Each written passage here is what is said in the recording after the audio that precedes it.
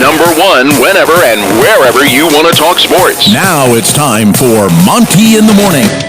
Hey, yo, man. Indeed it is the Monty Show on Monday, June 14th, 2021. A stellar Monday to you, friends. Big show as always. Yes, we're going to do it. You don't want to do it? Too bad. We're going to have the conversation. Devin Booker or Donovan Mitchell? It's not optional. There's no escaping it. Yeah. D-Book, slurp it. We'll talk all about the Suns and the Nuggets. My guy coming through big. Frankly, I think the bigger question is, how insecure are Jazz fans this morning? Because I think you can't help but wonder, okay, now we lost a game, and all of a sudden the Suns sweep, and now the Suns are at home watching like we were, and we saw how much impact that had for the Utah Jazz.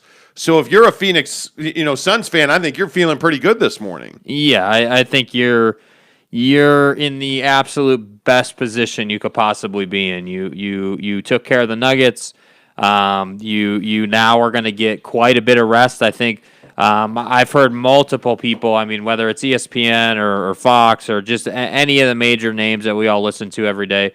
Now the narrative has changed to, hey, this series is going to go 6 or 7 games. All of a sudden, now that the Clippers won a game at home, again, doing what they should have done, just like the Jazz did what they should have done. Now everyone's like, oh, well, this is going to be a 6 or 7 game series. So let's assume that it is a 7-game series, because that's what I think is going to happen. I think it is going to take 7 to get by the Clippers. The Suns are just sitting there like, all right, cool. Now we get to watch all this game tape. We get to figure out how exactly we're going to go about stopping Donovan Mitchell. And we're going to figure out how we're going to run our offense to continue to get that mid-range look for Chris Paul and to continue to get the looks that we want to get. And I think that is a massive advantage. Yeah, and I also think there's something to be said for the fact that you cannot, in my mind, get enough rest at this time of the year. So knowing that the Suns are probably going to have anywhere between 5 and 7 days off before they play again, I think obviously that's a huge advantage for the Phoenix Suns. And when you talk about their age, when you talk about all of the things that the Suns battle on a regular basis, Chris Paul being injured, well, Chris Paul is going to come into the Western Conference Finals against who I think is going to be the Utah Jazz, and he is going to be as close to 100% as he can be, because he's going to have a bunch of time off. He managed to make it through the Nuggets series pretty well undinged. That shoulder looks 100%. That lethal mid-range game is back. To me, Jake, I think the Suns are ideally positioned to go to the NBA Finals. Yeah, I mean, you just couldn't ask for a better setup if you were an NBA team trying to make a finals run. I mean, you're going to get the rest. You get the advantage of watching your next opponent, whether that is the Jazz or the Clippers. So there really is no excuse not to come out and be successful. And I do think the only question that would be left for the Suns is, all right, well, do we have home court advantage or not? That's really the only question you have left. And so I think at the end of the day, if you're the Jazz and you're a Jazz fan this morning, you're trying to dispatch the Clippers in 6. I mean, that's really, you're trying to win tonight, and then you're trying to go home and take care of business. That should be the mission. Yeah, and if that happens, obviously that's best case scenario, because remember, you're going to play every other day here. You win tonight in Los Angeles to make it 3-1, and then on Wednesday you close out the series 4-1, and the weekend starts with the Western Conference Finals. Yeah. That would be ideal. Yeah. In any stretch, you're looking at a very well-rested Phoenix Suns team. So I guess the question is, how pivotal is it for Mike Conley to play tonight? I think it's a must-play for him. I think Mike Conley now becomes a really important figure in this series. Mike's got to get healthy. Mike's got to prove he can get healthy and stay healthy, and that hamstring's not going to continue to be an issue, because if we learned anything in the Nuggets-Suns series, Chris Paul's mid-range game is still lethal, and when he's hitting that shot, he's unguardable. And Mike Conley is the guy that's going to have to change that. They're going to have to figure out what strategy that is. But if the Jazz are to make it to the Western Conference Finals, Mike Conley's got to be healthy. And if the Jazz are to win the Western Conference Finals and go to the NBA Finals, Mike Conley's got to be healthy. Yeah, and I think the Mike Conley effect is more than just what he is. He brings to the points column for this team. I look at.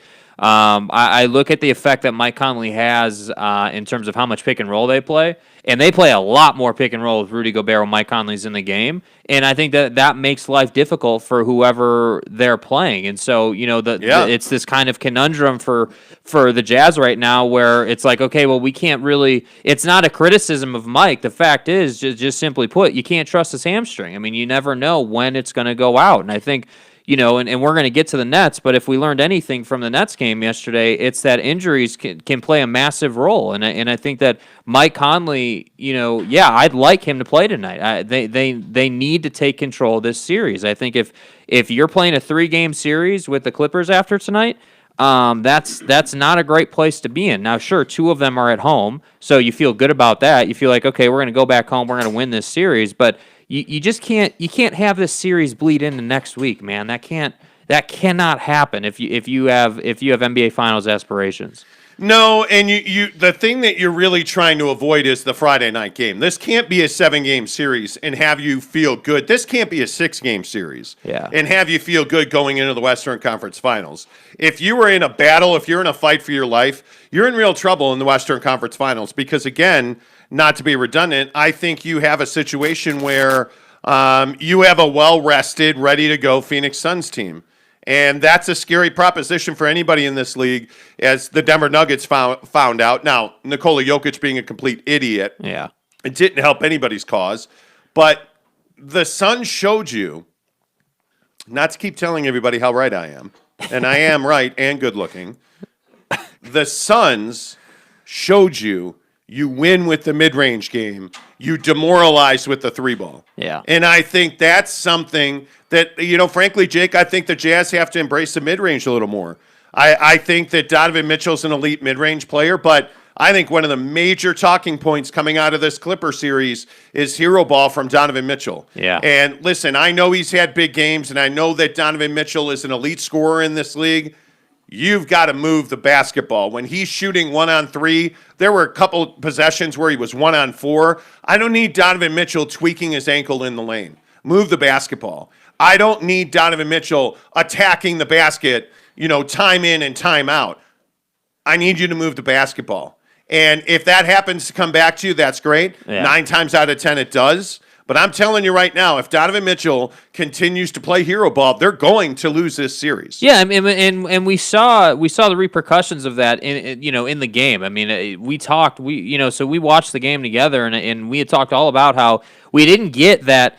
That swinging of the ball around the arc out of the Jazz that just turns into beautiful basketball that typically gets them a wide open look, whether it's on the weak side wing or the weak side corner. I mean, we didn't see almost any of that. We didn't see any really of Rudy Gobert playing pick and roll. He was setting picks, but there was no mission to get him involved on the offensive end. Now, he did have a big game. I think he had 20 and 13 or whatever, so he had a nice game. But I just think that Rudy.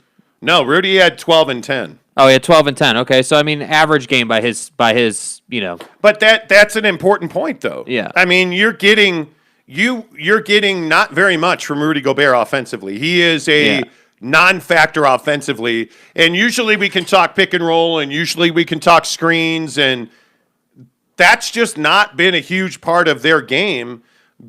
As far as Rudy Gobert goes, he's setting that screen, and then the Clippers don't have to pay much attention to him. Right. And I think that's a huge problem for the Jazz. Yeah, and I think the Clippers, it's tough because part of me is like, okay, the first 2 games, the Jazz dominated this team. But then I'm like, okay, you go to LA game 3 and they weathered your storm and they had control of that game and they did fine. They played the defense that we would have expected. And I think that, making the adjustment to put Kawhi on Don basically the whole game that he was on the floor is huge. And everyone was talking about, well, hey, Kawhi and Paul George are playing heavy minutes, and I'm just saying these aren't heavy minutes. No. This is postseason basketball, bro. This is exactly what you would expect out of Paul George and Kawhi Leonard. Now, these are not. It's not a huge workload. Yeah. I mean, it is by NBA standards. It's a big workload, but that's what they signed up for. I mean, Paul George played 38. Kawhi Leonard played 38. Yeah. They both took 24 shots. To me, that's not a huge workload.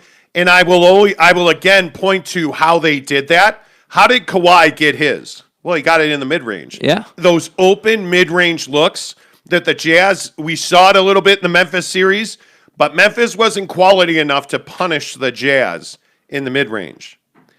The Phoneix Suns are quality enough to punish you in the mid-range. The LA Clippers showed you in Game 3 that they were quality enough to punish you in the mid-range. Yeah. And that's something that Jazz are going to have to adjust to tonight if they want to win that game. I mean, I think we talked about this the other day, Saturday on the special show. It was very special. Thank you. Right, special, yeah. Saturday on the special show, we talked about this, that, you have to adjust minute to minute, half to half, game by game. The Clippers have clearly done that. If you look at the way Luke Kennard is not being put into compromising situations, if you look at the way that Ty Lue used a rotation where he started Nick Batum, he brought Ivica Zubac off the bench, only played him 13 minutes. Yeah. Look at the uptick in minutes for Patrick Beverley. Now, you're going to get 2-3 bonehead moments a game from Patrick Beverley, and they certainly got that, right? He certainly delivered on that. Patrick Beverley made a difference defensively, and I think he started getting into Donovan Mitchell, and I think we saw Donovan react in a negative way, that he got much more aggressive. And that aggression means that Donovan Mitchell took 24 shots. No other starter had even half that. Yeah. And by the way, I would point out, when we talk about hero ball with Donovan Mitchell, what did we finally see? We finally saw Joe Ingles have a really good, effective shooting night. Yeah. And he only shot the ball 11 times. And to me, that you got to move the ball there. I look at Bojan Bogdanovic. We've talked about this, and I'm sorry if you're tired of hearing this. We talked about Bojan Bogdanovic at length on this show for the past 2 months. Bojan only takes 10 shots, 9 points. You're not winning if that's his line. 10 shots should be getting him 20-something. But you know what? He needs 15, 17 shots a game. Yeah. The problem is when you have Don taking 24, Jordan Clarkson taking 16 off the bench, there's only so many shots to go around. I mean, they only take, 75, 80 shots a game? Yeah.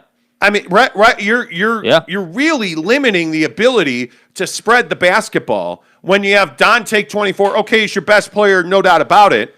Yeah, but there's a balance there. I mean, you can't have you can't have. I definitely felt like he did play hero ball. I don't think that's a unrealistic characterization of what he did. I mean, there were definitely times where it was like, okay, you're forcing up shots, and this is also something that needs to be talked about. I think that learning how to stay disciplined with how you play the game when adversity hits you, it's definitely a muscle that the top players flex, and I think that. I'm not sitting here saying that Don can't make that adjustment in game out basis. Like, I do think that in game 4 here you're gonna see a lot more ball movement out of the Jazz. I'd be shocked if you didn't see a lot more pick and roll with Rudy, because the Clippers are just coming out and saying, okay, we're gonna give you Rudy Gobert, and it's up to you to take him or not. I mean, we're gonna let you use him, but we're going to get out and run and outpace him down the floor. Well, and you better have Mike Conley on the floor tonight. I don't see any way he doesn't play tonight unless he's just not physically able. And I think Jazz fans, you're going to get a really good look at Mike Conley's ability to play. If he's healthy enough, he needs to play. Yeah. And if he doesn't play tonight, now you have to start wondering, when is Mike Conley going to play again? I'm not worried about Don's ankle. Frankly, I was a little surprised that they went through this theatrics of wrapping and icing it and him limping off the floor after the game. Why would you do that in public? Why would you show that to everybody?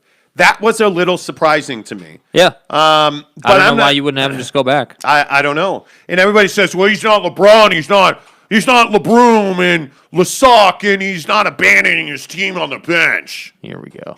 Please. If you're Donovan Mitchell, you are the only thing that matters to this Utah Jazz team. They're not beating the Clippers without Donovan. Yeah. send him to the locker room and start treatment right now. Whether that's stem, ice, whatever it is, start that treatment right now. Because I don't need Don sitting on the bench sulking. I don't need to see the trainer wrapping his ankle in ice. I don't want the Clippers to see them wrapping his ankle in ice. I don't. I don't need him limping off the floor, frankly. And I think there's part of this that is mental. Are the Jazz capable of playing the mental and winning the mental game? That's a huge question mark. All championship teams do it. Who won the mental game between Phoenix and Denver last night? Yeah. Pretty handily, Phoenix won it.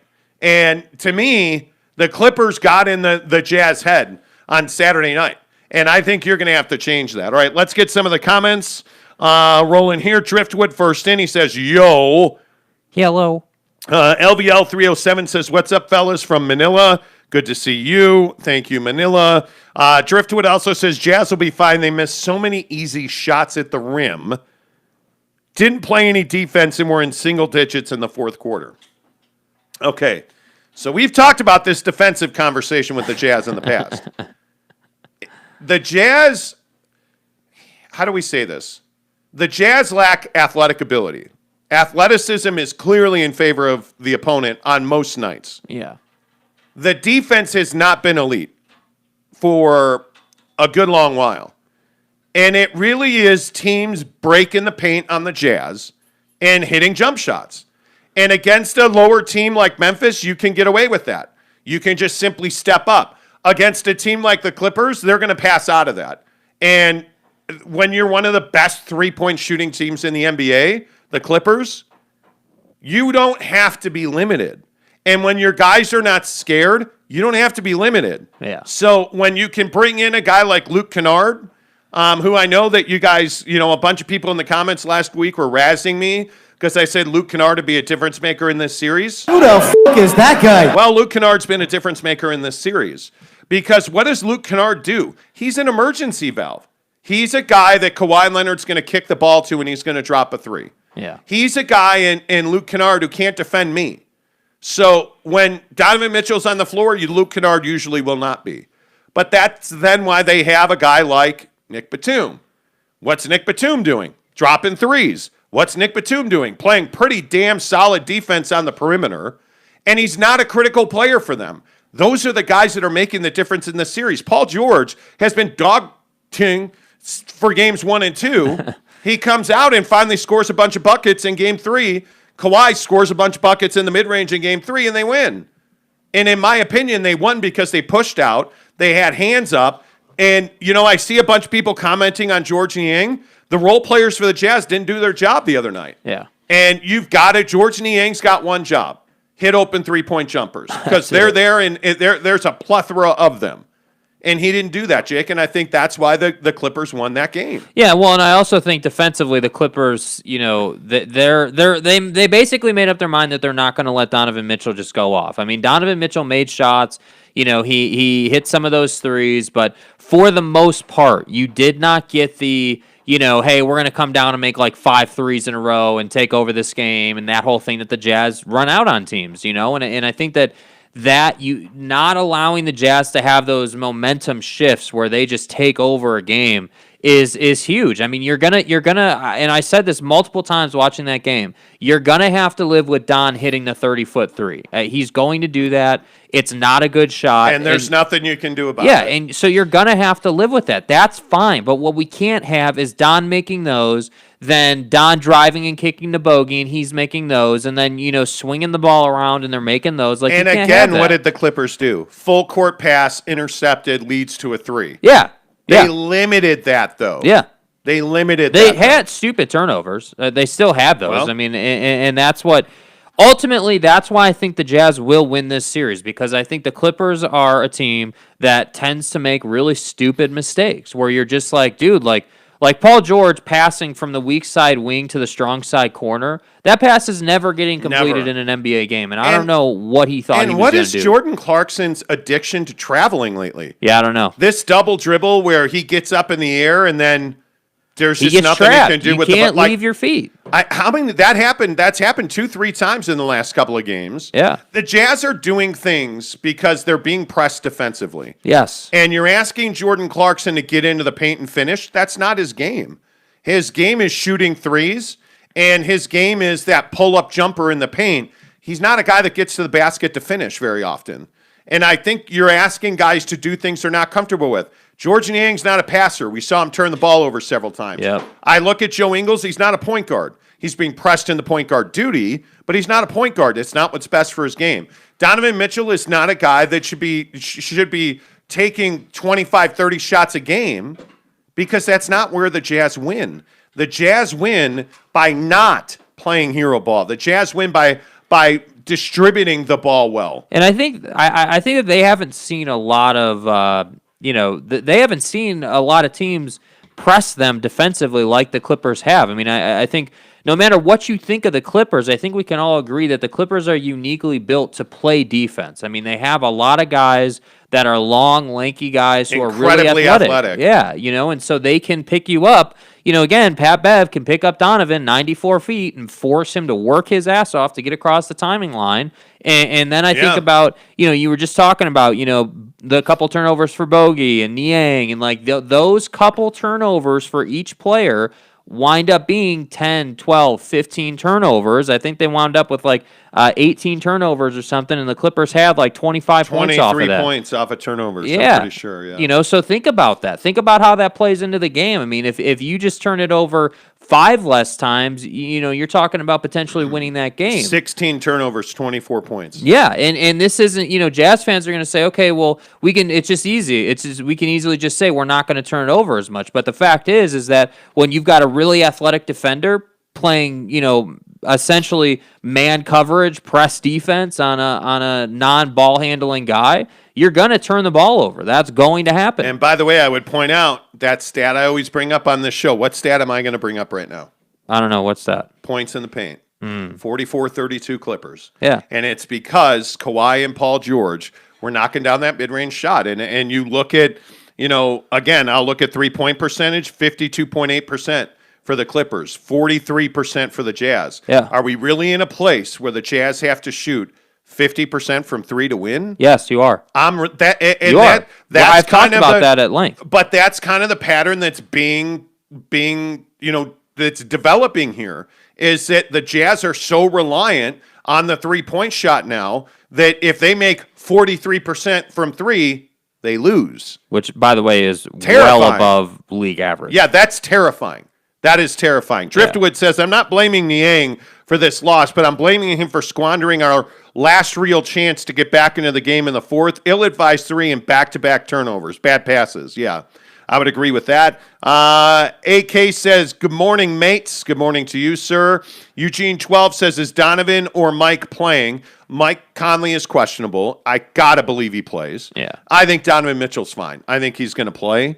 Braden Christensen says the Jazz need to play Rudy more minutes if they want to win this series. Quinn and the Jazz need to go all out to win this series and the rest of the playoffs. But here's the problem. And again, I know we have beat this topic to death. It's a dead horse. It's a drum, whatever you want to say. Yeah. You can't play Rudy more minutes because he is so limited offensively. You're forcing guys to do things that they're not comfortable doing because the Clippers don't really have to respect Rudy Gobert. Patrick Beverley was guarding Rudy Gobert at one point. Yeah. I mean, because he's never getting the ball. What did you say Saturday? Joe Ingles is getting pick and roll action with Rudy Gobert and never even looks at Rudy. He doesn't even look at him. He's looking to his left the whole time. I mean, it's amazing. This is why Mike Conley has to play. Yeah. Because Mike Conley and Rudy Gobert have incredible chemistry, and Rudy Gobert off the lob from Mike Conley is something that is missing in this series. Yeah. The question is that because the Clippers are taking Rudy Gobert away or the Jazz aren't trying to do that? That, to me, is a big question. And, frankly, I don't know the answer to that. Sullivan on Twitter says, finally, you're talking about Rudy Gobert in a sensical fashion. Well, you can say how are we being at all? How have we been nonsensical? Help me understand. Like, what does it take that you think is nonsensical? We've been talking about, again, like you were just saying, not to repeat the same thing you just said, but we've been talking about Rudy for how long? I mean, we've been talking about the fact when Mike Conley's out, Rudy Gobert's production goes down. We've been talking about that for a long time. And this Utah Jazz team struggles when Rudy does well. Yeah. It's a problem because for him to do well, you got to shoot a poor percentage from three. So it's this double-edged sword. He is so elite defensively, Rudy. He means so much to you defensively. He really is the straw that stirs the drink on that end. But I continue to believe that Rudy Gobert is a liability offensively. Yeah. And it really gives the Clippers a big advantage. They were playing a 1-2-2 zone the other night. And Rudy just he didn't know what to do. So not only were they not playing a 2-3 zone, which is your standard typical zone in the NBA, Ty Lue, who I know everybody said on this show Friday or Thursday and Saturday that Ty Lue sucks and he can't coach. Get the hell out of here with that. Well, I got news for you. He can coach. Look at you already with an Aaron Boone drop from yesterday. Hey, man. Ty Lue didn't come out in a 2-3 zone. He came out in a 1-2-2, and it completely fooled Rudy Gobert. Rudy did not know what to do. And to me, Ty Lue's adjustments have been spectacular in this series. They won game 3 because Ty Lue played Pat Bev more, played that zone, altered that zone, went from a 1-2-2 to a 2-3 at times. They took Rudy Gobert out of this game. Yeah. Rudy's always going to have his moments with putback dunks, always. Yeah. But when you force him to put the ball on the floor, Rudy Gobert's a non-factor. His shooting percentage, I saw a stat on Twitter. I don't remember who it was, but basically the stat is that when you pass Rudy Gobert the ball and he doesn't have to dribble, his shooting percentage is like 60 or 70%. Yes. And when he has to dribble at one time, it's like 40%. So no, I believe it's 32%. When you make Rudy Gobert put the ball on the floor, his finishing percentage is 32%. It's incredible the difference. And the way that you make Rudy put the ball down is you take his space away. Whether he's a foot from the basket or 3 feet from the basket, when you take his space away, he can't jump. Because, again, I know this is another controversial thing that pisses people off. Rudy Gobert's not a great athlete.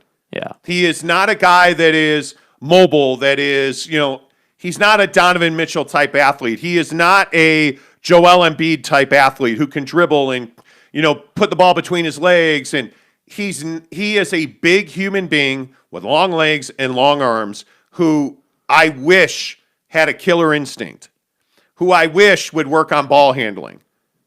But he hasn't, and he doesn't. And to me, that's the difference, and this is why I say unbelievable defensive player, absolutely worthy of Defensive Player of the Year. By the way, what a coward Ben Simmons is. Did anybody see Ben Simmons said, well, I wasn't trying to win the award? Sure you weren't. Shut up, man. Sure you weren't. Rudy Gobert ran away with that award. He deserved it. He earned it. There's no doubt.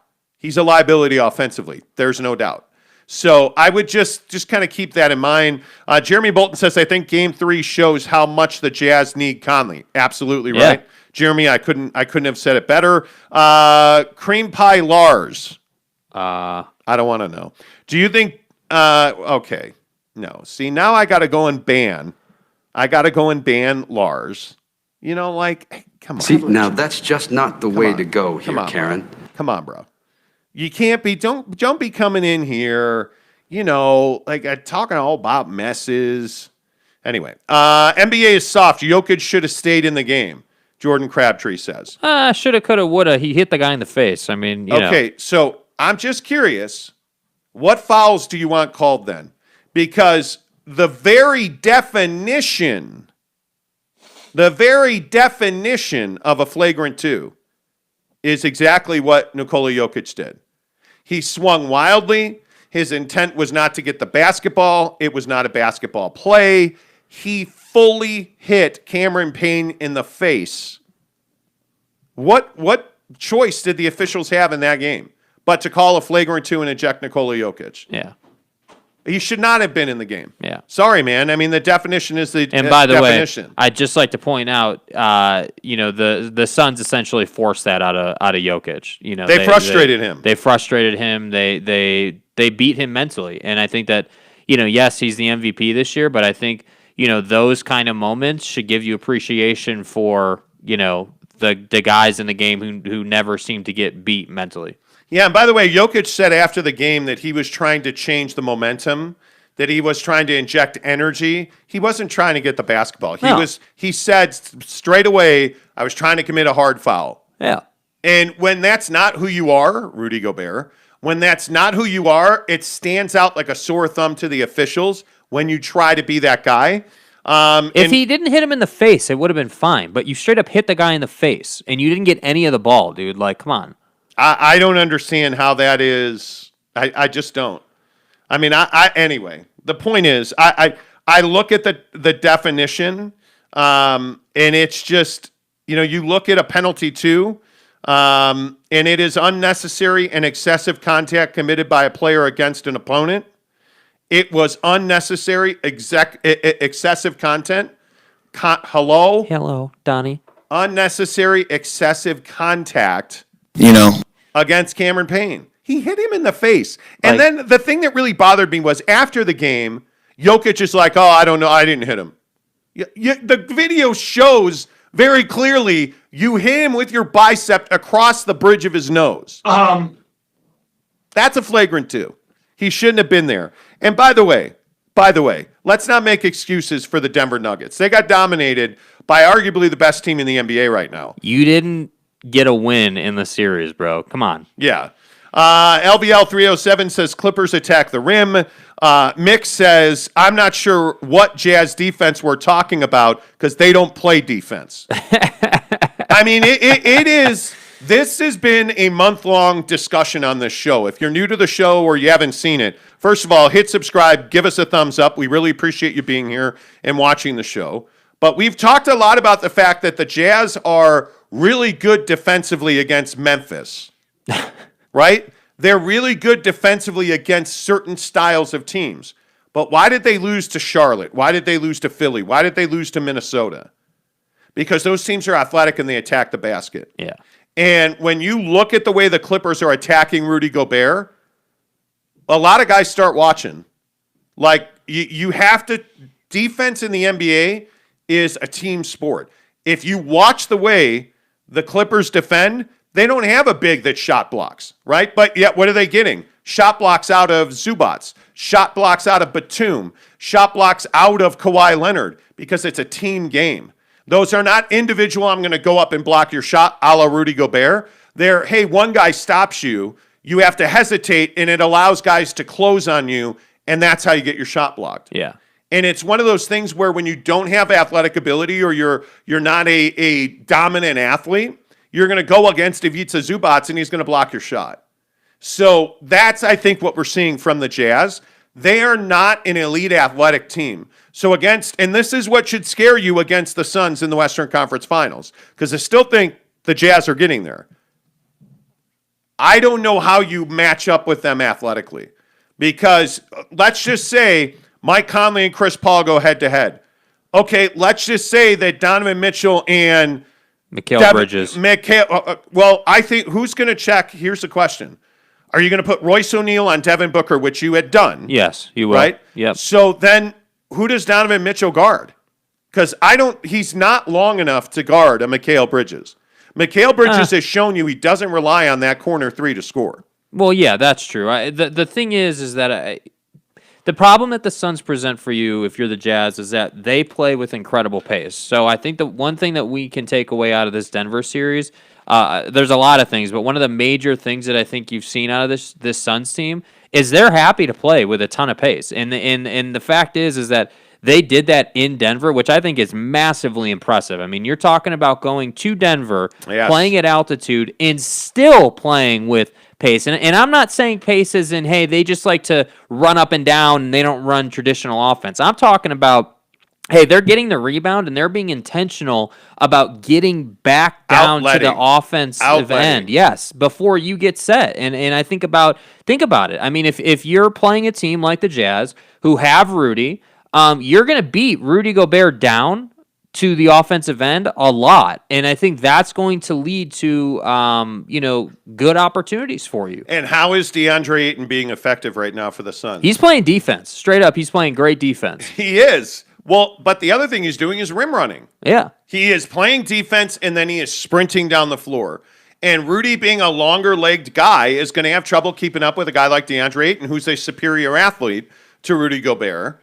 Now, Rudy should be able to, I think, compete with him on the boards. I just don't think DeAndre Ayton's a great catcher of the basketball. No, that's very clear. But what I would say is that DeAndre Ayton can jump with Rudy Gobert.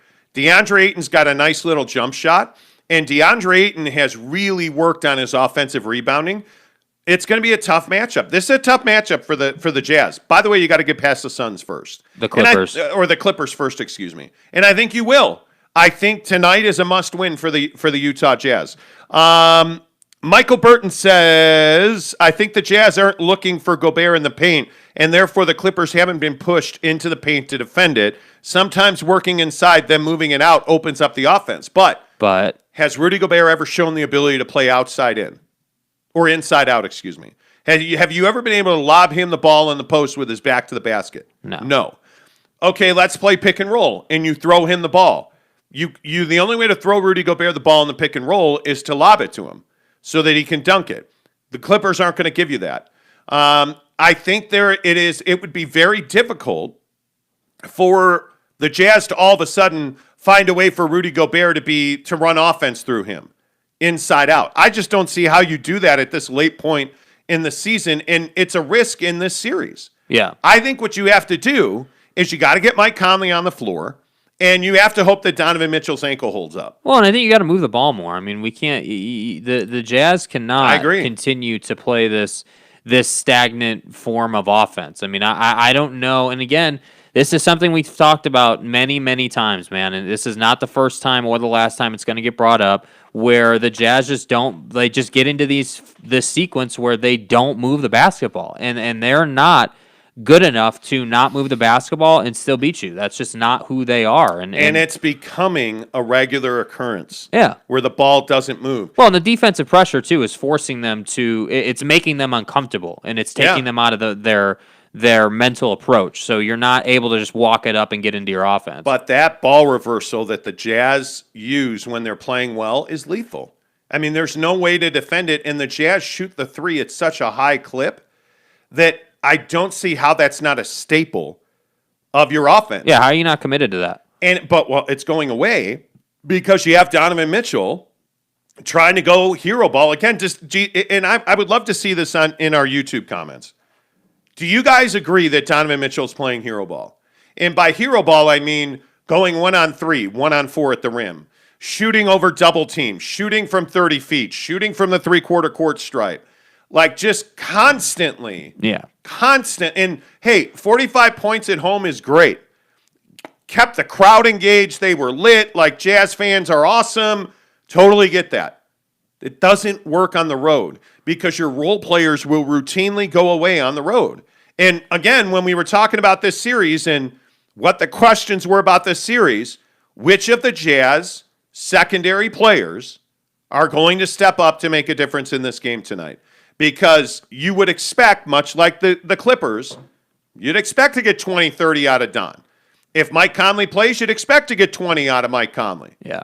Okay, well, now who else? Okay, Jordan Clarkson, 15 points, let's say, right? Like, I look at, if Mike Conley plays, Jordan Clarkson's minutes go down. Which is fine. Which is fine. But you need the assist numbers as a team to go up. He's not going to play, yes, he's not going to play 31 minutes, Jordan Clarkson. Okay, so give me 15 points. I don't know that Conley's going to touch 30 minutes, to be honest with you. I think that's a real question. Well, and that's going to be really interesting to watch is what role and how much impact will Mike Conley be able to have with this hamstring situation. Because, frankly, I think it's a major, major problem. You can't have him come back to the floor and then suffer a season-ending injury the way Harden had it done to him. No, the way that Will Barton missed months. Months. And you're looking at James Harden, who's missing weeks now. You're looking at Kyrie Irving with a severe, my ankle fell off my leg thing. Dude. That's a weeks-long injury. Yeah. You can't risk that with Mike Conley. And if Mike Conley doesn't come back tonight, I don't know that they can beat the Clippers in LA. Because you're not getting it from Boyan. You're not getting it from guys like Niang. You're not getting it from, like Derek Favors has to score. He's got to give you 6-8 points. But here's the problem. Again, the issue is that the Clippers are not going to take their foot off the gas defensively. You're not going to have all this breathing space that you had in the regular season. And again, we've been telling you that. I mean, we've been telling you that we've been waiting for a team, and we thought it would be the Clippers because they're capable enough. We've been waiting for a team to roll out a high-pressure defense on this Jazz team because think about it. What does this team turn into when they don't get the wide-open three-point look? They make the wide-open three-point look, 9 times out of 10. But if you take that away from them, what do they turn into? Hero ball. Because it's not good, No, and not so, at all. I think, it was one game. Sure, we can say that. It was one game. This game tonight, I agree, is a must-win from a comfort perspective, from a want to be in a good position to play the Suns perspective. If you are serious about winning a championship this year, this is a must-win game tonight. You've got to split in LA and then go home and handle your business. That's what has to happen. I again will say Bojan Bogdanovic has to be the guy to step up here. Yeah, well, the problem is it's not up to Bojan. It's not up to him. No, because he's not a guy that demands the ball or creates for himself. No, he's got to make the corner three, and he's got to. When he gets the ball in the post, he's got to produce. It's deliberate. It has to be deliberate for Bojan Bogdanovic to have a big night. They have to give him the ball. I mean, you look at that Denver game where he scored 47 or whatever it was without Donovan Mitchell, and I think you're seeing that's not going to happen here. So. That's why I tip my cap to Joe Ingles, who I thought gave you a great game. They needed to feed Joe Ingles the basketball, but Hero Ball took that away. Yeah, it was frustrating to watch, no doubt. I'm just telling you, it's a real thing. Robbie Farr says, Monty, Spida can check Bridges. Come on now. I'm with you that Phoenix is a tough matchup, but that comment is a stretch. It's not a stretch because what you see Mikal Bridges do is he breaks your defense down. Yeah. So he's going to drive past you with the sole purpose of kicking the ball out. And if Jay Crowder is going to shoot the three the way he's shooting the three right now, and if Jay Crowder is going to block 3, 4, 5 shots a game, he got nasty at the rim last night, dude. Good luck beating the Suns. It's not that Mikal Bridges scores. The issue is he breaks your defense down. It's the same thing with Cam Johnson. When Cam Johnson doesn't shoot the three and he attacks the basket, they're a much better basketball team. And it's why I will continue to say the best teams in the NBA dominate the mid-range. And I know it sounds crazy, and I know it's one of the things I've criticized the Jazz for is I think they have gotten away from the paint. They have gotten away from the mid-range. Yeah. And it really hurts them because at some point you're going to go 0 for 21. Now, that happened and you won, but imagine going 0 for 21 at Staples Center. Yeah. You're going to get blown out. Yeah. You're going to get blown out. Well, and you were on the verge of that a couple times in this game the other day. Yeah, but it shows the Jazz are a better team than the Clippers. But the Jazz the discipline, and this is why also when we talk about teams who have been there and done that, and the experience of being there and doing that, it's critically important because teams who have been there and done that don't play hero ball. Kawhi Leonard doesn't mind giving up a look to get somebody a better look. You cannot, if you are the Utah Jazz, fall back into bad habits. You've got to come out and be the disciplined, lethal, shoot the lights out basketball team that we all know you want to be. But I just don't think that that's going to happen against this Clippers defense. I feel like they finally figured out what they have to do as a team to make life difficult on the Jazz. And I think, again, it should be said, nobody is going to stop the Jazz from shooting 40% from three. They're going to shoot 40% from three, whether you like it or not, no matter what you do. And the question just simply is, are they going to shoot 40 or are they going to shoot 50? Because if they shoot 50, the game's over. Right? You're not winning that game. Well, Jeremy Bolton brings up a good point. Yeah. Game 3, Don definitely played hero ball. But he kind of had to, right? You're 100% right. Role players weren't doing anything, no Conley, etc. He had to. Role players weren't doing anything because Donovan Mitchell was playing hero ball. He wasn't getting them involved. When is the last time that you can honestly remember Donovan Mitchell breaking the paint and kicking the ball out? I don't remember either. because it doesn't happen. Yeah. When Donovan Mitchell drives to the basket, he's trying to score, period.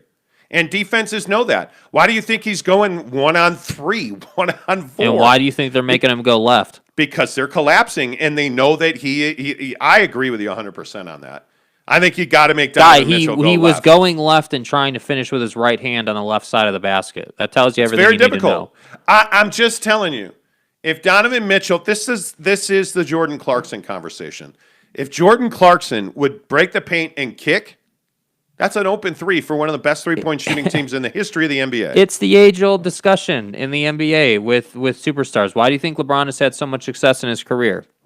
Because he drives and then he kicks. Yeah. You know, I mean, that formula has always worked in the league.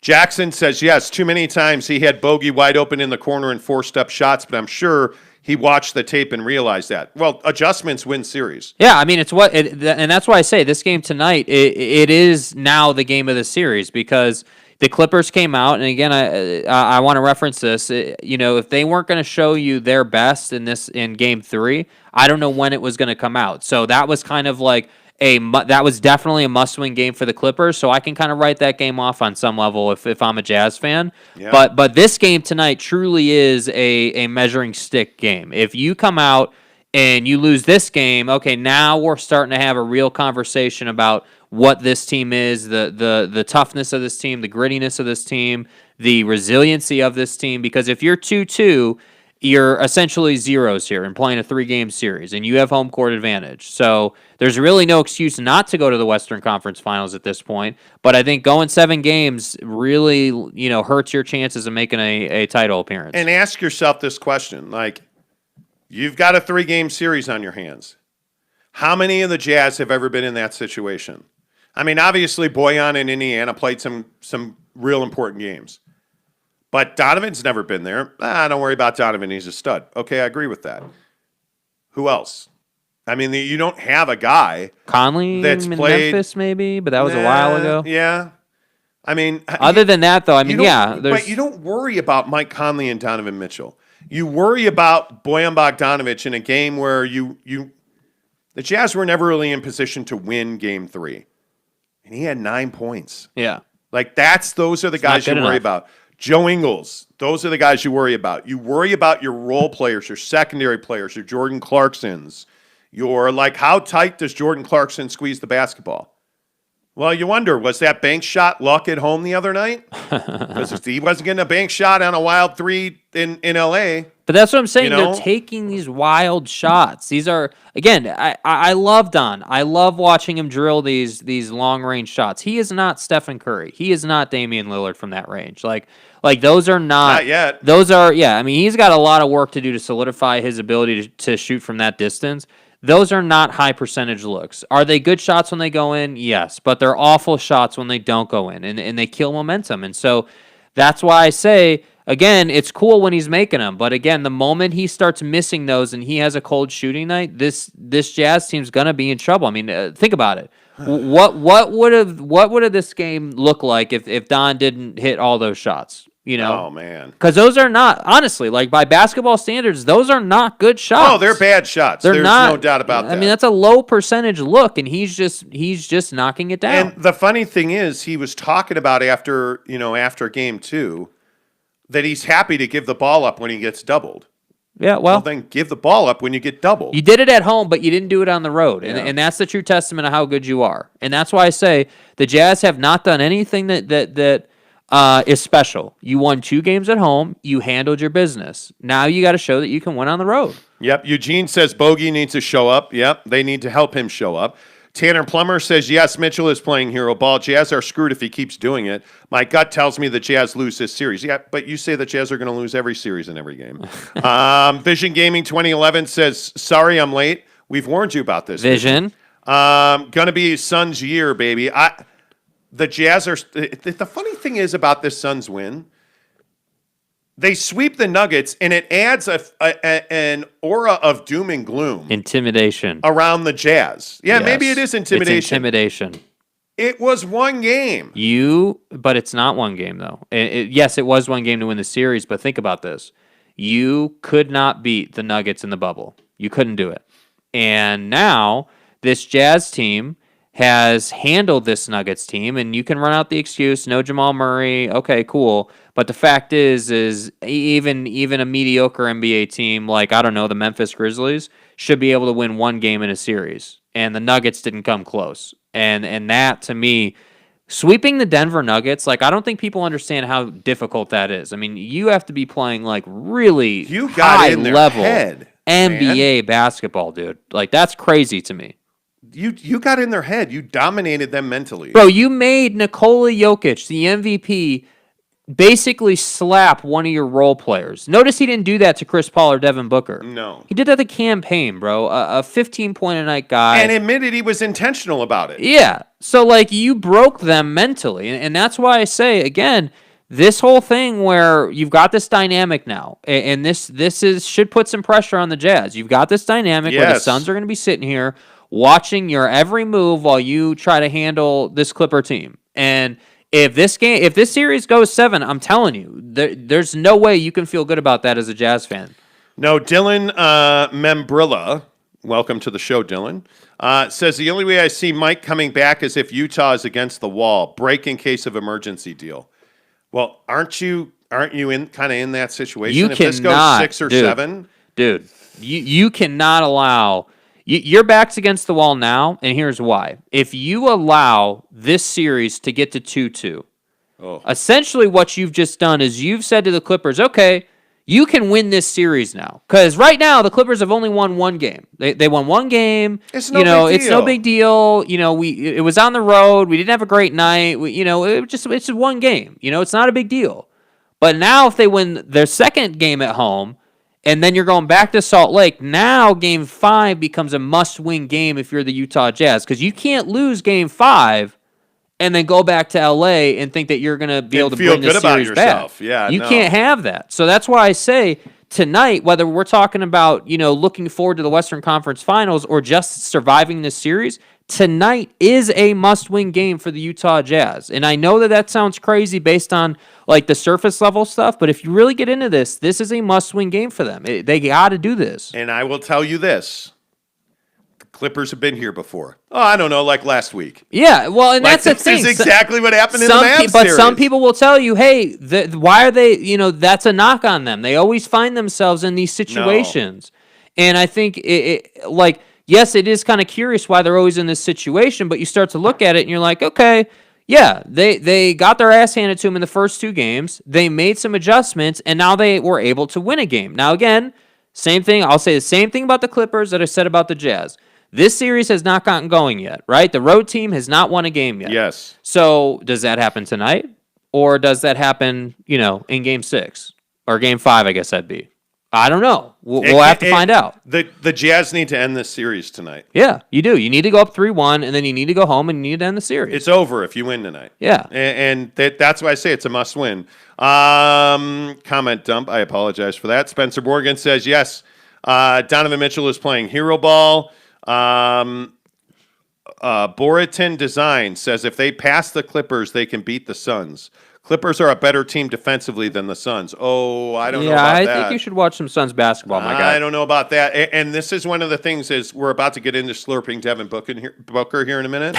One of the things that was really impressive is Devin Booker is playing much better defense than he ever has. Right. And I think I would be careful with that assumption.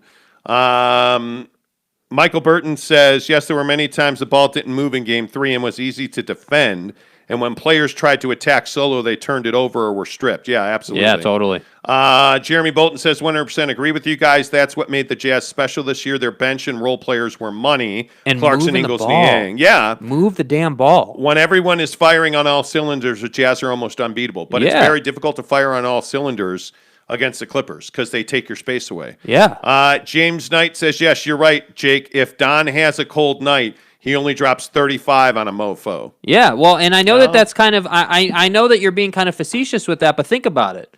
I really want you guys to think about this. Don't just read the surface level stuff here. Don't just say, oh, the Jazz are up 2-1, they're fine. They're fine. They're fine. Right? You look into this a little more. I mean, think about it. In Game 1, he had like 45, right? Is that the 45 or 45 game? and he has this amazing game, and then he comes out with 38. Now he's come out with 35. Cool. Like, Don's going to get his. That's fine. That Don scoring is not the issue. No. For the Clippers, you're almost okay with it. The Clippers mindset is, hey, let's make life as difficult as possible for Donovan Mitchell with the understanding that he's just that good, right? But we can't allow Bogey or Jingles or Clarkson or Niang or any of these guys to get it going from three, because if we do that, we're going to lose. And that's why I say you had to crack the code on making life difficult for Don. And what ends up happening is he wasn't prepared for that. So you get this stale, no ball movement offense. So that's why I say tonight, I'm telling you, they are going to emphasize moving the ball. Win tonight, and all this goes away. Yeah.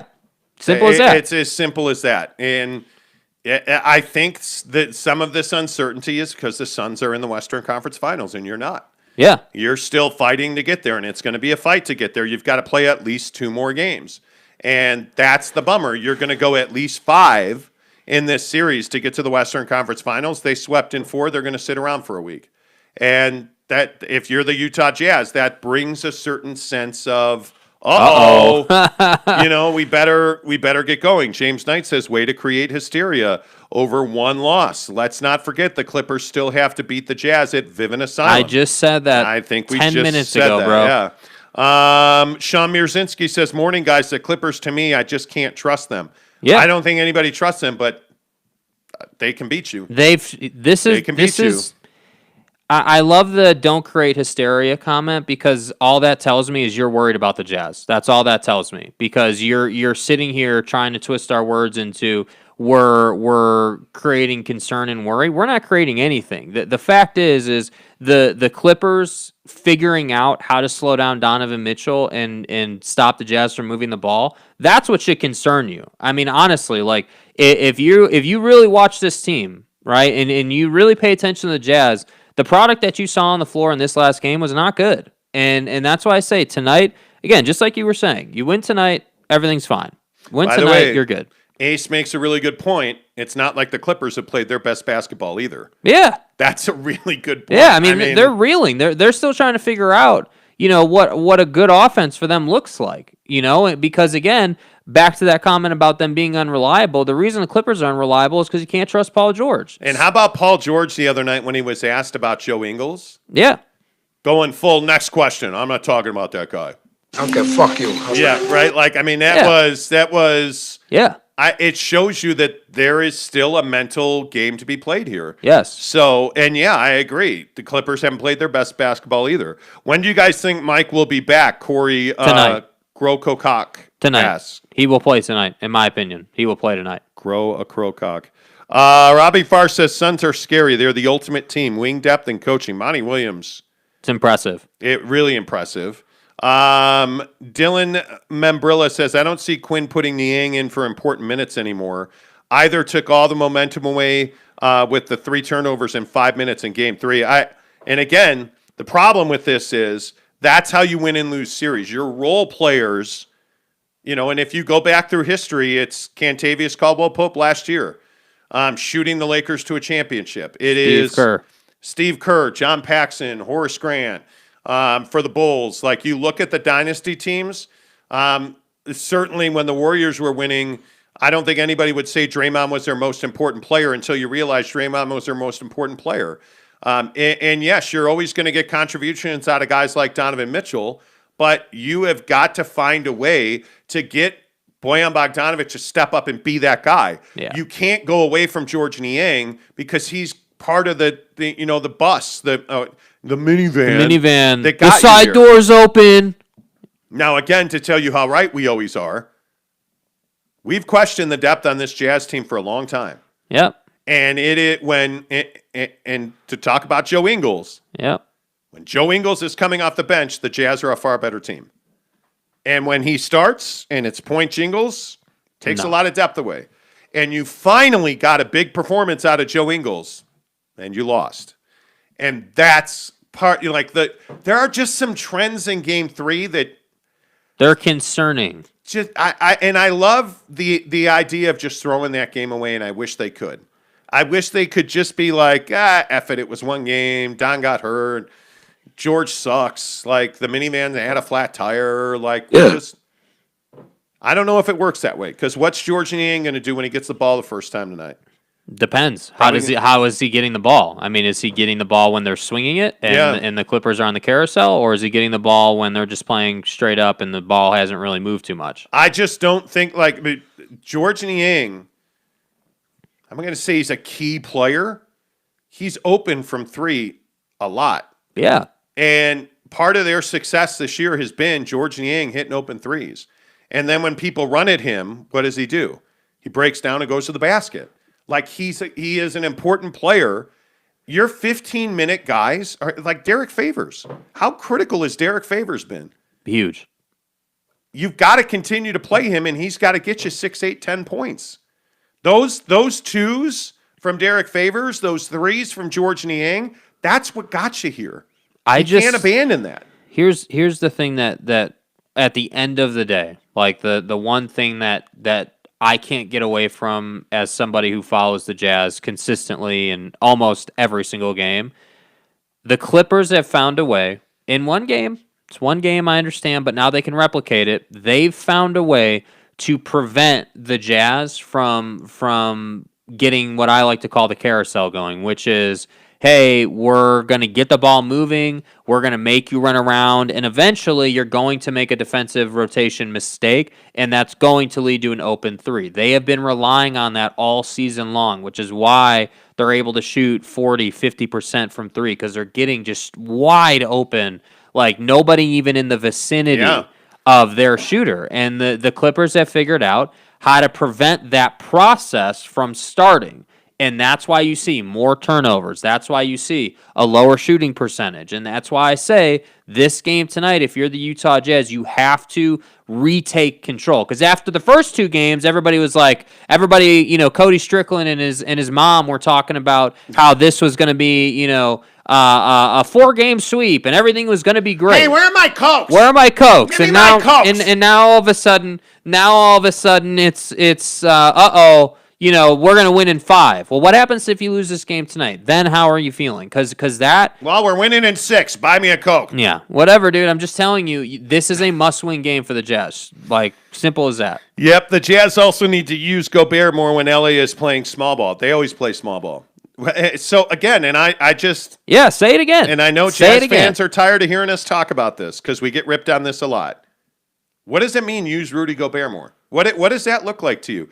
Are you going to throw him the ball in the post? Well, when have you ever done that? And how do you all of a sudden do that in a critical game for the Western Conference semis? What is it? Does it mean, we're going to pick and roll and throw him the ball? Well, how do you throw him the ball if it's not a lob? And how do you lob it to him when the Clippers are continuously... Do you watch the way Patrick Beverley defends Rudy Gobert? We played ball at the gym yesterday. And what was... I was... I'm a pretty good basketball player myself against guys who suck. But rack attack. So I was hitting my turnaround and I was dominating the post. It's what I do. So what were guys doing? Putting their hip into my knees. Watch the way Patrick Beverley defends Rudy Gobert. And why can't Rudy catch lobs on Patrick Beverley? Well, Rudy's 7 foot and Patrick Beverley's like a midget. Well, because Patrick Beverley takes his legs away so he can't jump to get the lob.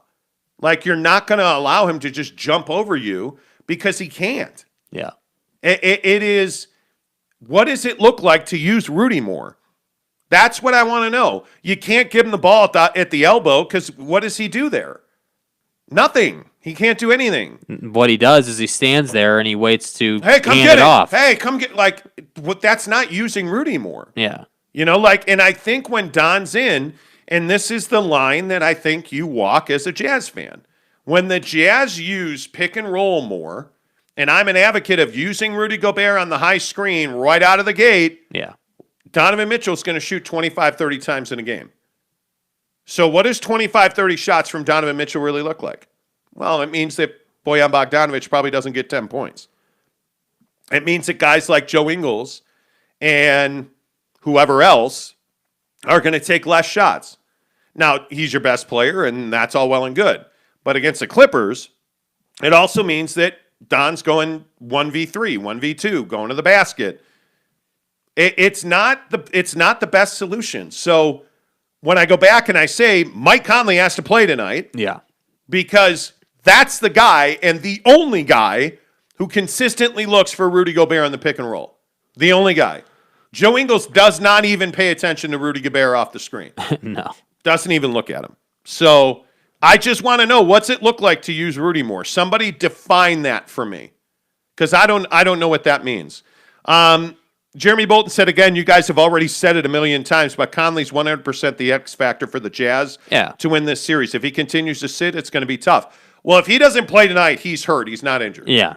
If he does not play tonight, Mike Conley's hamstring is a larger problem than we're being told. And I love on Twitter the Jazz put in parentheses, when they do a tweet about Mike Conley, they'll put in parentheses mild, hamstring strain, as if to insinuate, oh, he's fine. He'll come back at some point. He's fine. We're just resting him. I mean, like you at some point, I mean, you're in the postseason now. We're not playing the Hornets in a meaningless game in the regular season. Like, if you're not going to play tonight, I don't know when you're going to play, because I'm telling you, you can't turn this into a 3-game series. It can't happen. You can't be tied, going back to Salt Lake, going back to the Viv, and play a 3-game series. The margin is too small. Kawhi Leonard has been there. Kawhi Leonard's been in a Game 7 where he's got to hit a massive shot, and by the way, that shot went in. And by the way, as a young player, he won championships with the San Antonio Spurs, so he knows what he's doing. Yeah. You can't put him in that position. Casey Finlinson said, have people watched how often Rudy is pushed out of position on the post when going to the basket or trying to grab a rebound? He could have 25 boards a night if he was more disciplined about getting into position. No, if he was a killer. Yeah. If Rudy Gobert was a guy who just played more physical. Like, he's just, and I know it sounds crazy. Rudy Gobert is soft. This bitching at the officials every chance he gets, every call. Like, when you complain about every call, you're not getting calls. Yeah. And when you hit a guy like the other night it was Batum, I think, but I can't remember.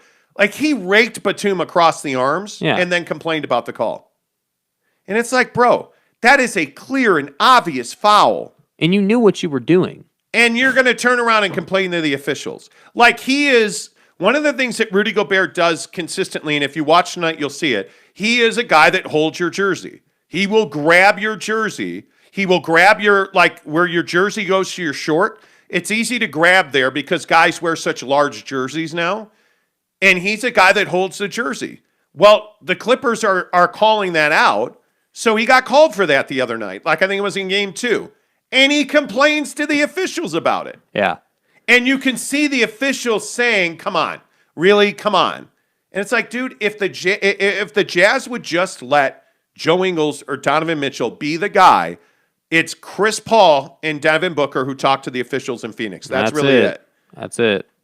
You got to have a guy or two that talks to the officials, and that's it. And Rudy Gobert just complains incessantly to the officials.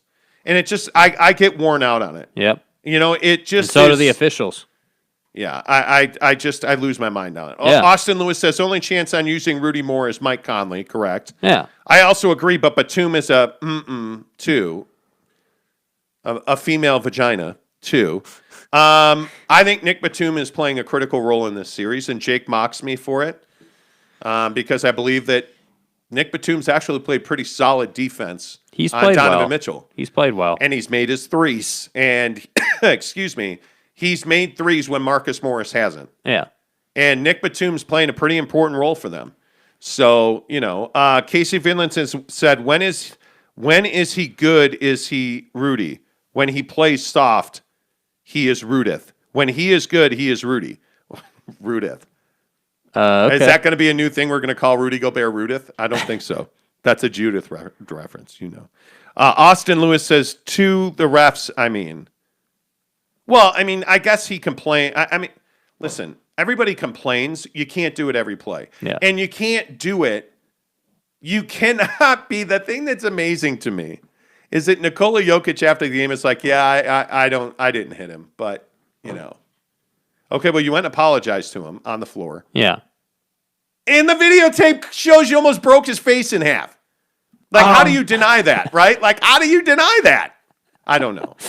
All right, we're an hour and 10 minutes into this. You almost broke his face in half. No, he did, right? He did. We're an hour and 10 minutes in, so we've got to get to the key question of the night. Yeah. Devin Booker or Donovan Mitchell? Right now, it's Devin Booker. He's in the Western Conference Finals. He swept the Nuggets. So are you going to say he's a superstar? Yeah, I tweeted it out last night. He's a superstar now. He's played meaningful basketball. He's won games. He's contributing. What did he have? 28 and I think 10 last night? Right? I think well. They were talking about that, and I think that, it's one of these things where I actually, if I'm being honest, I still don't think he's getting the credit he deserves. Excuse me. Yeah. 34 points. 34. Okay. 11 rebounds. 4 dimes, a steal. Mm-hmm. I mean, Wet like on book. And by the way, the 3 ball's still not going in. He was 2 of 8. Yeah, what I was gonna say is that 34 points on only 2 made threes. Yeah, I still don't think he's getting the credit he deserves from the media. I think everybody's been on this. Chris Paul is, revived his career in Phoenix, and he's the reason they're winning. And it's like, yes, he is obviously giving them huge minutes, and 37 points is a huge night. But I think what nobody's talking about is the fact that the mid-range is so open partially because you have to respect Devin Booker on the wing. And I think that you can't play, help sag defense, essentially. And by the way, he's getting to the line a lot. He is. And he's making 10 of 11 free throws. Devin Booker is better than Donovan Mitchell, in my opinion, because he's more relaxed and he's more able to, in the moment, play in a system. And I don't mean to keep going back to hero ball, but it really concerns me about Donovan Mitchell. Yeah. That when he shoots in volume constantly every trip, it hurts the Jazz. It's not good for the Jazz. If he's going to shoot 30 shots a game, they're probably going to lose. They're not good enough to absorb that many attempts. Basically, the best way to say it is they're not good enough as a team to play that inefficient of an offense. You're not good enough to overcome that. You have to continue to play the team brand that you've been playing. And by the way, I also think we're talking about apples to apples here. I mean, Donovan Mitchell and Devin Booker are 2 elite players. And they're very much in the same place, by the way. I'd just like to point that out. I mean, Devin, this Suns team has been building. They've been, the momentum has been building for them. And I think that, again, these are huge moments in guys' careers, right? Devin Booker has answered the call. He's shown up big. He's given them, he stayed healthy, number one. So he stayed healthy. He's continued to be efficient for the most part. Yes, the 3 ball is not going in, but again, that doesn't matter because he's still giving you 34 points. And at the end of the day, I want to point out that mentally he is strong. I mean, he was able to get into that fight with Jokic on the campaign play and not draw a technical. And I think that's huge. You got to give him respect for that. Michael Burton, you should not drink so early in the morning. Oh, boy. Here we go. If you watch the video, the hit Joker, he actually, did hit the ball and hit the shoulder part of the neck, but definitely not the face. He hit him in the face, guy. Are you serious? Dude. There is a video from the backside of that play that shows Nikola Jokic hitting Cameron Payne right in the bridge of the nose and following down so much so that his chin opens. There's not a question of, did Nikola Jokic... That's one of the silliest Michael, things I've ever heard someone say. Come on. He hit him in the face, dude. Come on. Gavin Dale says Donovan took 30 shots in both games 1 and 2, and the Jazz won. Right, but you're at home, and your role players contributed. And the quality of those 30 shots was significantly higher than it was in Game 3. So what I'm telling you is, when you're on the road and you're shooting in that much volume, if he wouldn't have gotten hurt the other night, he probably would have taken 32, 35 shots. Yeah. You can't win that way. The Utah Jazz are built on team basketball. They're not built for it to be Donovan and everybody else, as I call it. Yeah, well. You can't do that. And I'm telling you, if Bogey, if Jingles, if all these other guys, Mike Conley, if these guys do not get involved in the offense, The Clippers are going to be happy to let it be Don and everybody else. Yeah. Because that's going to play to their strength defensively. That's 80, 90 points a night, Don and everybody else. That's not 120 points a night. I just, you cannot do that. Driftwood says Donovan Mitchell, period, not close. Well, I mean, you can believe that. The fact is the guy hasn't made it to the Western Conference Finals yet. So, I'm just telling you, at this point, he's not better than Donovan Mitchell. Or he's not better than Devin Booker. And Devin is, my mind, Devin's a smarter player than Donovan Mitchell because he's just been in the league longer. There is an experience factor to the way that Devin Booker plays. And I think Monty Williams becoming his head coach has changed the way that Devin Booker plays the game. Huge. Playing, working with Chris Brickley, the skills coach over the summer, who Don works with as well, by the way, has changed Devin Booker's game. His mid-range is elite. His ability to finish at the basket. Devin Booker has built his body to the point now where he can take contact and not get injured. And you see with Devin, and I'm probably jinxing him, but the soft tissue injuries have gone away now for him. The hips, the hamstrings, the thighs. You're so fucked. Yeah, that's gone away from him now.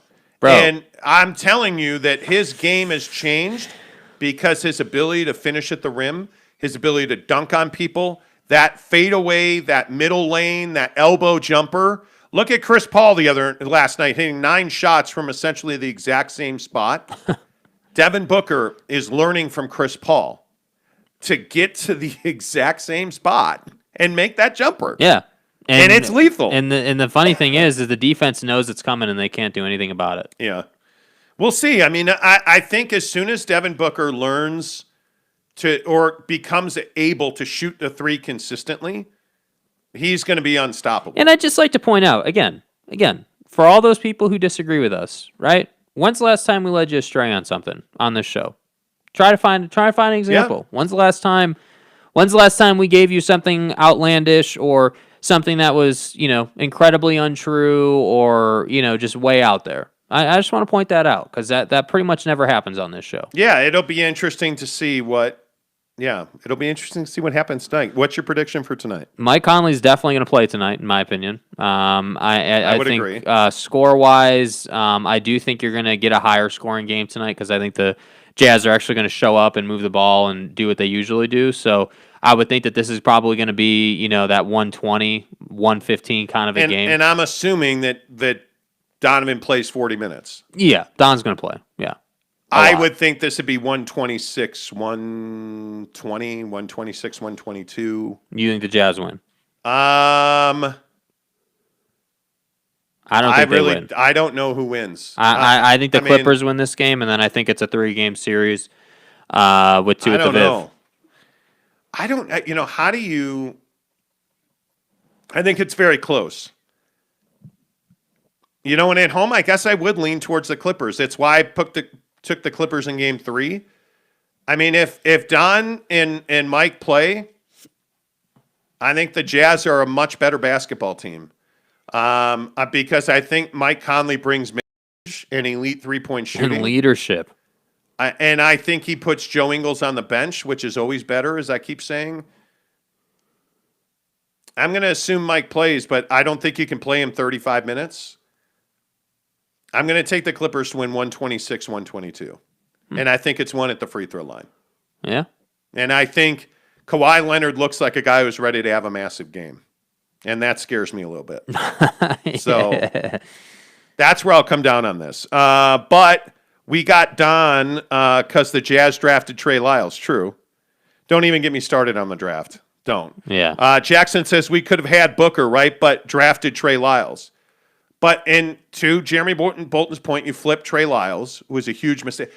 No. No, don't. Dude, stop. No. Stop. I'm not doing the I'm Shiva, the god of death. Don't go down that path, bro. Don't. Can't do it. I don't think they win Game 4. I think it goes to Utah 3-1 and Utah wins in Game 6. Well. So you think the Jazz are going to lose at home? Because if the Jazz win in 6, they lost at home. Yeah. I don't see him losing a game at home. I think that's why I say the Jazz are going to win this series. Which is why it's going to be a 7-game series, in my opinion. I think it's going to be a grind. It's going to be a grind. Mitchell Harding, good morning to you, says Conley is just great to watch. Really, he is. Those one-handed floaters left or right, Yeah. they're but again, unstoppable. he's unreliable health-wise. So, like, again, my biggest concern of what could happen, I'm not saying it's going to, but what could happen is the guy comes back, he's lighting it up, and then halfway through the game, the hamstring fails. I mean, that's my single biggest concern, because not only does that mean that Mike's probably done for the year, that also is a huge, emotional toll on the team. I mean, to have him come back because at that point you'd be in control of the game, you'd be in a great spot, you'd be doing everything you want to be doing. Yeah. And then if he gets hurt, it's like, damn, dude, like we were in a great spot. Now we got to figure out how to do this again without Mike. Like that's tough. James Knight says, so yeah, you told us the Nuggets would be a threat despite not having Murray. LOL, we absolutely did. Well, I think we got the Nuggets exactly right. I think the Nuggets went out and made trades. I think the Will Barton injury late in the year absolutely crippled them. I think if Will Barton had been healthy, he wasn't. If Will Barton had been healthy and they played, I think they would have had a higher seed, and I think we'd be having a different conversation, but he wasn't. If my aunt were my uncle, she'd have testicles, but she don't, so she's not. You know what I'm saying? And by the way, if you're Portland now, how embarrassed are you? Oh, yeah. I a lot of people have been asking me what I think they should do with Portland. I don't know how you don't. You fired the coach. You're really just going to bring in a new coach and keep the players around Dame? You're not trading Damian Lillard. I mean, trade everybody else. Bring a new core. Nurkic, I'd trade CJ.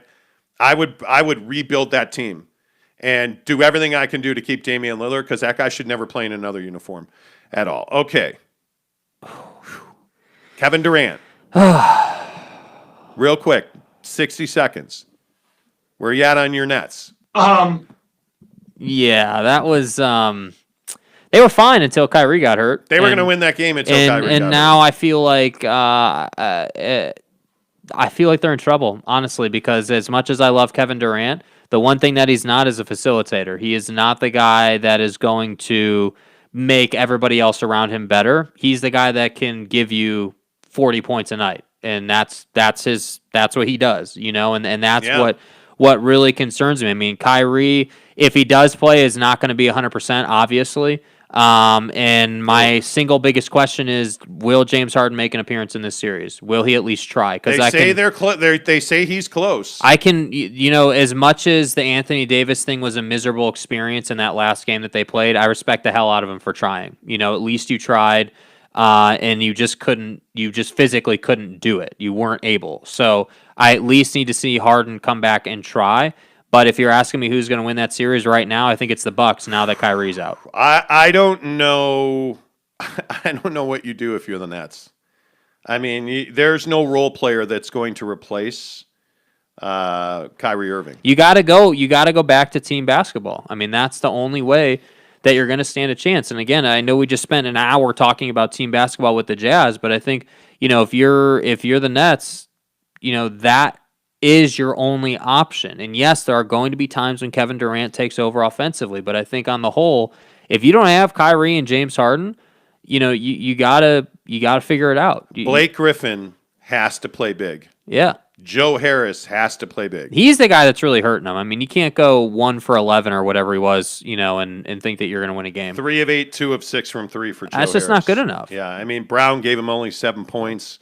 I mean, this is a series where you need one of your regulars. Yeah. Because you know what you're going to get from the bench. You know it now, and when you prepare, if Kyrie doesn't play game 5, I don't even know who you start. Yeah. I don't know what you do there, but I think the Nets need James Harden to come back and play. Yeah. They need him. If he comes back, they will. If he comes back and he can be reliable, they'll be fine. But again, I just the same thing I said with Mike Conley. It has to be said about James Harden. He is incredibly unreliable right now. Yeah. All right, before we get out of here, should we talk about tattoos? Yeah. So I went to Las Vegas and did not get tattooed. Oh, okay. I thought you were going to say you got a butt tattoo. No. Well, I got my brown eye worked on, but it's wow. fine. Wow. What? You're welcome. I have brown eyes. What Dude. do you mean? Bro. LASIK. What? You want to? Yeah, you need to get your head out of the gutter. I don't know what's wrong with you. Yeah, okay. You talking to me? No. You talking to me? I'm not. Hey, I'm man. not. No. Hey, man. No. This is a code 10 abort. Yeah, you know. So if you're in Salt Lake and you want a tattoo, I would tell you that Michael Bergfalk at Panther House Tattoo, fantastic. He, and I guess I should turn the camera on. Mine. Which way should I move this? Right, like this. It's stuff. I don't know if you can see that or not, but I got all the outline done on my sleeve. I should put. Okay, there you go. Hello.